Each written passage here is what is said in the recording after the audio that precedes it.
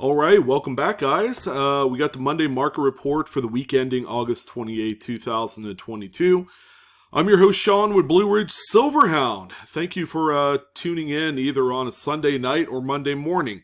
Whenever you decide to take a gander at this, we are going to look at some of the most exciting, if not more relevant, graded modern coins. We always look at coins that are from the year 1900 all the way up to the current date.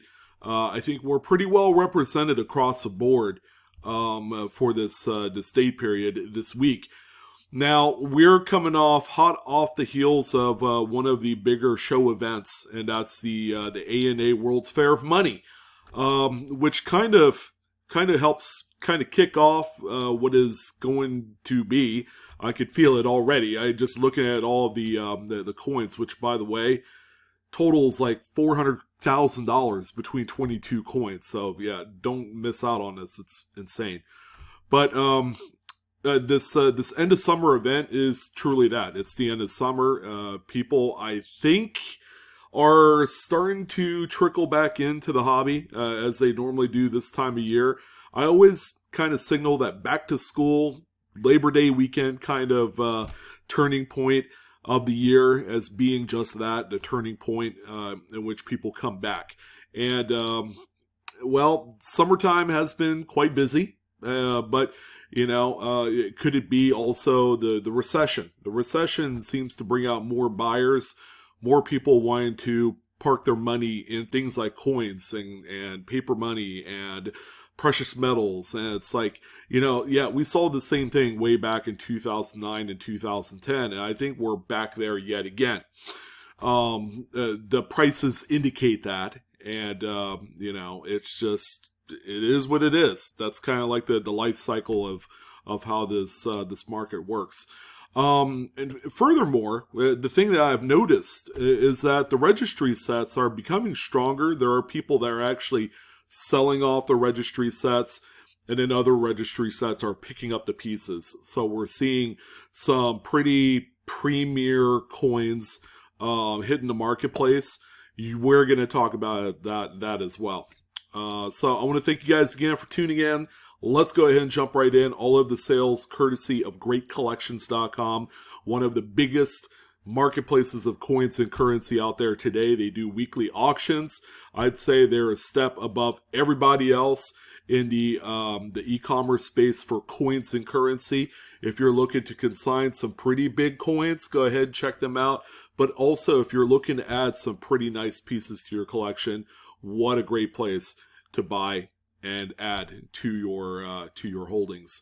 All right, let's go ahead and jump right in. Thank you again. Yeah, we're going to kick it off with a pure registry set gold piece here. It's registry set gold. It's not a gold piece. But anyways, the 1985D is, again, I've talked about these coins from the 80s. What in the heck is it doing here in the good old MMR where we talk about coins that are worth thousands? Well, the registry set, okay? People in general like to collect and buy and pay big money for these top graded coins. It doesn't matter what year it is, how many were produced.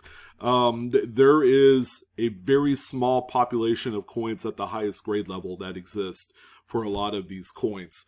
So the 85D that you see here is a PCGS graded Mint State 69 red. That's a pretty powerful grade in itself. There are no known Mint State 70s. So that would make this a top pop grade and would certainly fit really well in one of the more popularly, can't even talk. I'm just so excited. I'm so excited about this hobby and the way it's going. Popularly collected series of U.S. coinage, and that's Lincoln Cents. This one ended up hammering at $3,431.25. Holy smokes.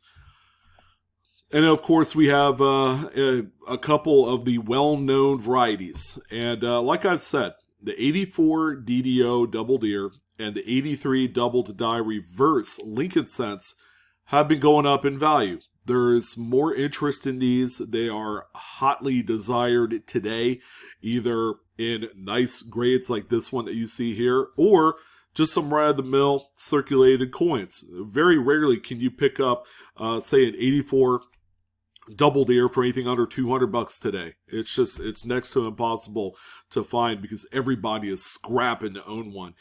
But this one right here is a top tier NGC graded Mid-State 68 red. It's shown its good old zinc bubbling, gas bubbling, pimply surfaced face of a coin here, which is normal for this. But what are we looking at on this NGC graded coin? How about $1,181.25? Another strong performer. It's not the finest grade. Furthermore, it's not graded in PCGS plastic. We might be talking a different story for the hammer price on this one. Now, of course, can't do one without the other. How about the good old 83 here? This is the DDR FS801. You can see the doubling is incredibly strong on this one on the reverse. 1 cent pops out at you and slaps you upside your face, then you know exactly what it is. This time we have a PCGS graded Mid-State 67 red. By no means the finest grade. There are other coins that grade higher of this particular coin. But again, we can't mistake the importance of this coin for modern variety collectors. This one ended up selling for $1,102.50. 66 and 67 grades seem to be some of the more readily available grades out there if you're looking to pick up a higher end coin. These things used to be $500 as recently as like 3 years ago. And then now we're talking about a coin that's in excess of $1,000. When will it end? Not sure. And I don't blame it either. It's a very, very nice variety. All right, so back to non-variety coins. We have a 1979S Lincoln Memorial Cent. This, of course, looks and appears to be a proof-struck coin, and it is. But this is the beacon of perfection. It's a proof 70 red, which is the highest numerical grade that you could score for grading. It's also deep cameo, as it should be. That's kind of like one of the things that are quite normal on 1979 Lincoln proof cents. It's a type 1, which designates the mint mark style on here. And a beautiful coin. So where does a perfect graded 79S fall in? This one sold so far our highest priced coin at $3,867.75. You're going to see some pretty insane prices coming up here real shortly. If you think this almost $4,000 coin is striking and jaw-dropping, yeah, just stay tuned. You're going to get some hard dose of reality coming back at you. Here's also another well-known variety. 1970S is running hand in hand with the 69S double die obverse, although worth not nearly as much, and it's not as dramatic as that particular coin. We have the FS101 sitting right here. If not for the 69S, this would certainly be the strongest double die in the series. Probably it would go hand in hand with the 72 FS101. But you're going to have a lot of your strongest doubling on the word liberty and in the motto, "In God We Trust." So it's a very impressive coin. This one is a Mid-State 65 red through PCGS. And I'm happy to say that this one sold for $6,468.75. And guess what? You guys already know what I'm going to say. If you think this is a lot of money, stay tuned. It gets even nuttier. How about 1960 Lincoln Memorial Cent? Now, this is more likely of what you'll come across on some of these 1960s proof coins. Virtually no cameo, contrast, frosting whatsoever. So why is this one even here? Well, you'll notice on the slab label, it's a doubled die obverse. Okay, this is what they call the small over large date strike. It's the FS102 in the Cherry Picker's Guide. It's very similar to the 1960D over D, small over large date, dual variety, but this one doesn't have a mint mark. Very, very nice coin, very pretty. This one is an NGC Proof 68 Plus, full red, no cameo. So where did we sell here? at $2,643.75. Just another stunning coin. I've actually successfully cherry-picked one of these, and I think it might be high time where I've actually sent mine to a grader, because if the prices are this insane, I might as well take advantage of that. Well, we have come to the point in the video where our collective heads will be spinning around on the top of our bodies. How about a 1953 Lincoln Wheat Cent? This is, of course, a registry set trophy coin. This coin we've seen in mid-state 67s, but without the plus, and then now we have one with a plus designation, full red through PCGS. This is a coin everybody's clamoring about the moment that people saw this one go available a few weeks ago on Great Collection site. Yeah, there was a lot of watchers on this one. So this particular example ended up selling for $11,531.25. It's a very common date coin. However, it's not so common at some of the highest grades because of the quality of these things. Mid-state 65 seems to be the normal grade for a lot of these because they're just riddled with all sorts of planchet nicks and undesirable eye appeal type stuff. But when you get one at this level, it will deserve all the money in the world. And that's kind of a hard pill to swallow, because most folks look at 53 Lincoln and don't think that he would even touch 5 figures, but it did today. And a 39S, this one is very pretty. I actually like this one. Very clean, very silky. Again, another top pop graded coin. Mid-state 68 plus, or plus, no plus. It's just mid-state 68, full red. Very clean coin. We've seen 67s of this particular date. I believe we've seen a few 67 pluses, but now we have a 68 that's popped up onto the scene. And this one right here, again, another target amongst some of those registry sets. This one sold for $25,312.50. Again, another who's who kind of scratching your head type of coin. Like, wow, $25K for this thing? That's not bad considering it's not a 1909 SVDB or a 22 plain Lincoln. So it's got to go down from here, right? Well, it kind of stays a little bit crazy because we have this 1931. Again, it's a coin that doesn't have an S mint mark, which means it's not the key date. However, in some of the highest grades, this is again another supremely targeted coin. Again from the you-know-who crowd. This one is a PCGS mid-state 67 plus full red example. And this one ended up selling for $10,641.38. Now, I'm going to personally say that you guys need to check out Great Collection site. You need to go into their auction archives for this past week and check out just the laundry list of various proof coins at the highest grade levels that you will ever come across. There was probably a good maybe 15 to 20 coins that I could have added to the list, but our first 10 coins on the list are all Lincoln cents. So I'm looking at all these proof coins. Sure, I have that 79S in there. That's at proof 70. I had the 1960 doubled die proof coin in there as well. So we just really had to put one of the best, highest priced coins to have sold here in the last week. And it's got to be this 1910 matte proof, very stunning, proof 68 red, CAC green bean, PCGS graded. This has it all. So yeah, are we looking at a 5-figure coin? Close. It came really close to 5 figures. $165,937.50 is what this one ended up selling at. There was actually one other proof coin, I believe it was like a 1916 matte proof as well, that sold for $150,000 or something to that effect.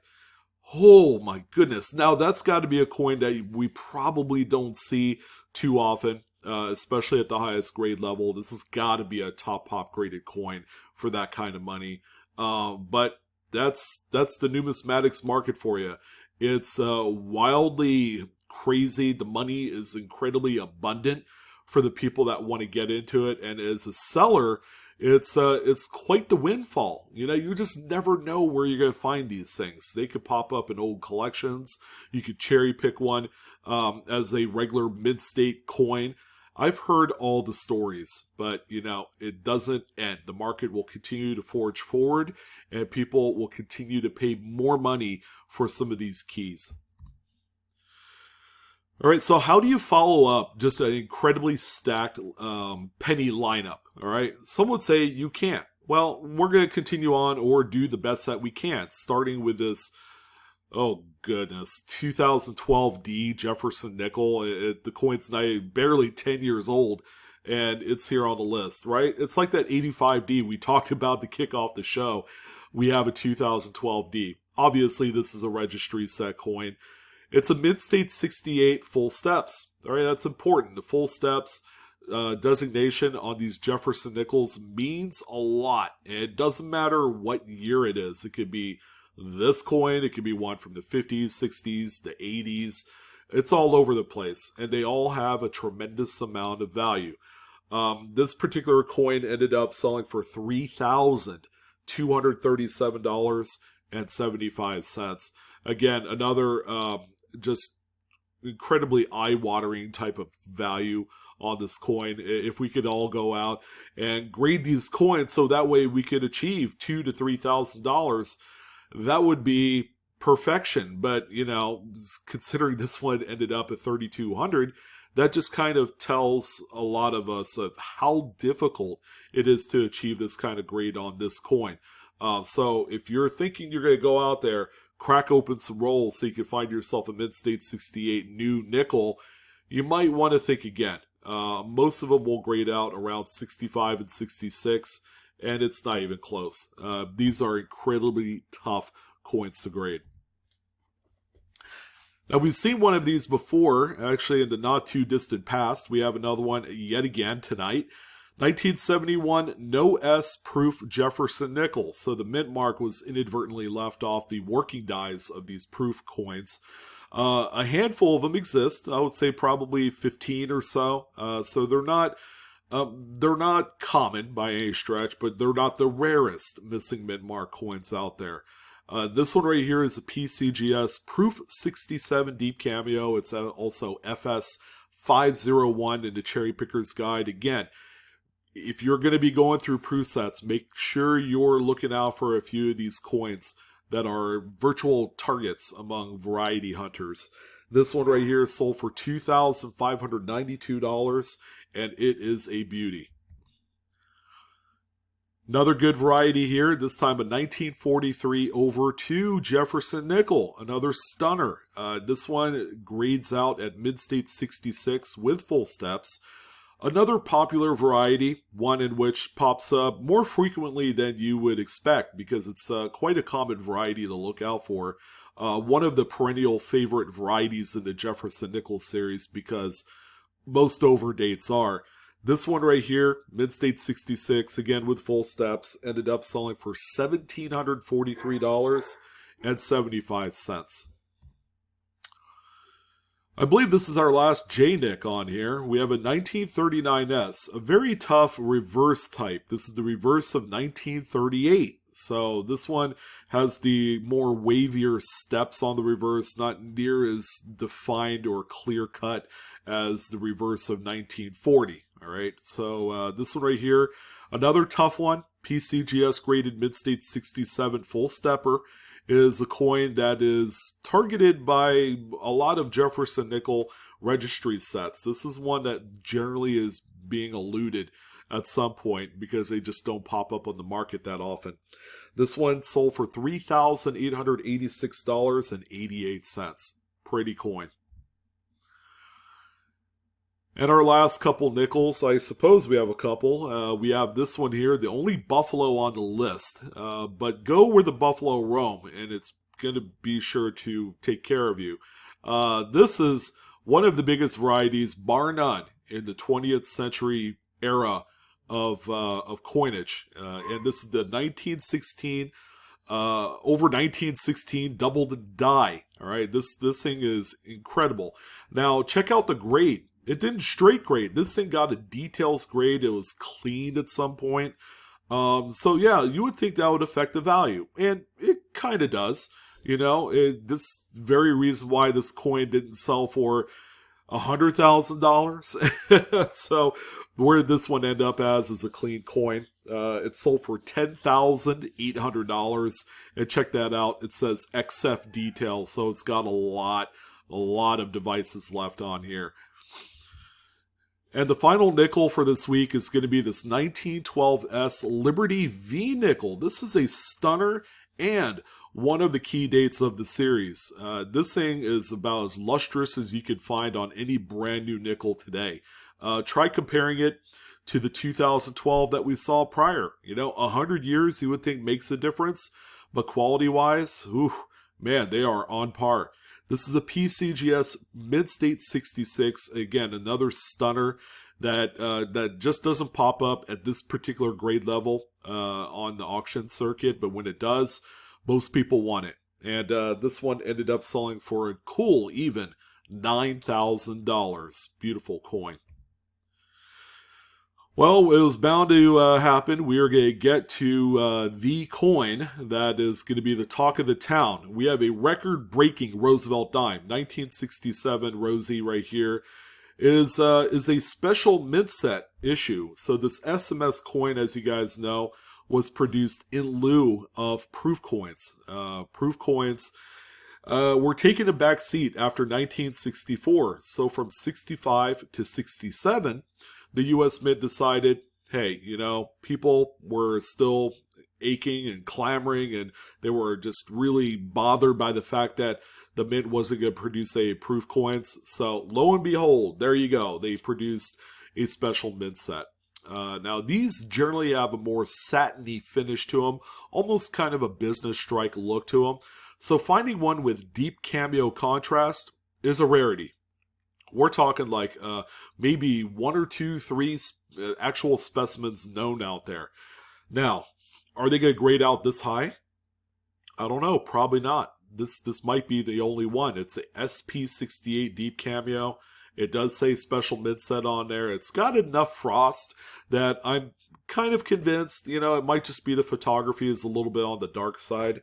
But anyways, $10,068.75 was the final price on this one. Again, the likelihood that we'll see and encounter another 5-figure Roosevelt dime anytime soon probably won't be until next year. Unless some gauntlet of a coin pops out during this fall season, which it could. It's entirely possible. This might be the biggest Roosevelt dime of the year. And of course, me personally, I'm all about true beauty. 54S is not a rare date. It is a San Francisco, but check out the color. Man, this thing is really nice. It's beaming with all sorts of originality, which most collectors do endear to. And then there's the other crowd that just don't like toning at all. But you got to understand the premium that is being levied upon a lot of these coins in today's market. You would be better off just selling them and using that money to buy your blast white coins, if that's what you want. So this is a Mid-State 67 plus full bander through PCGS, and this one hammered at $1,968.75.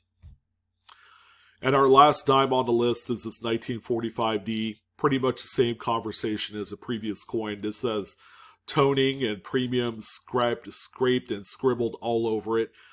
Mid-State 68 full bands through PCGS, and this one sold for $3,712.50. So our last few quarters are all kind of neat, all right? So the least impressive has got to be this one. 1990D, this is a registry set coin all the way, Mid-State 68 through NGC. The brother to this one, the Philadelphia coin, also graded as a 68, also did sell, although not to a very impressive amount of money. It's actually about 2/3 of what this one sold for, which was $1,800. So Yeah, I mean, again, the purists will look at this and they're like, man, I don't know who's spending that kind of money on this, but the registry set, folks, have incredibly deep pockets, and you have to realize that. 1966, another one right here. That is a head scratcher. But you guys know, nobody saved 1966 quarters. This is not a special mid-set coin, so don't make that mistake. These are quite scarce to find in mid-state condition. This is a mid-state 68. It's also QA certified as well. Another gorgeous coin. Looks like it spent some time in an album at one point. But this is an incredibly high graded piece that ended up selling for, again, another head scratcher, $7,031.25. Gee, do you think the market is back up and running after some of these sales? Yeah, well, I'm not going to end it off on some 1966 quarter. We got to go big and then we could go home. 1916 Standing Liberty quarter is the key date of key dates within the quarter series of coins for the 20th century. Small vintage, only 52,000 pieces were produced of this date. This one is the best of the best. Mid-state 66 full head, PCGS graded. I mean, what else more can you say? This is a trophy for any trophy case out there. This one ultimately sold for $54,562.50. What a tremendous way to end off the Monday market report. I'd say it's game on. We are back officially in business with the coin market with some of these big sales. Just wait until the month of September rolls through. The weather gets cooler, but the coin market continues to stay hot as if it was the middle of August. What a concept. Anyways, that's going to go ahead and do it. I'm Sean with Blue Ridge Silverhound. Don't forget to like, share, and subscribe. Hit that good old bell. If you're catching this on a Monday morning, you guys take care. Have a great work week. Enjoy your Labor Day weekend. I won't be around next weekend. I'm going to take a little time off just so I could reflect and count the dollar bills I have so that way I could, afford a $200 coin. Would be nice, right? Yeah. Oh well. That's good to dream.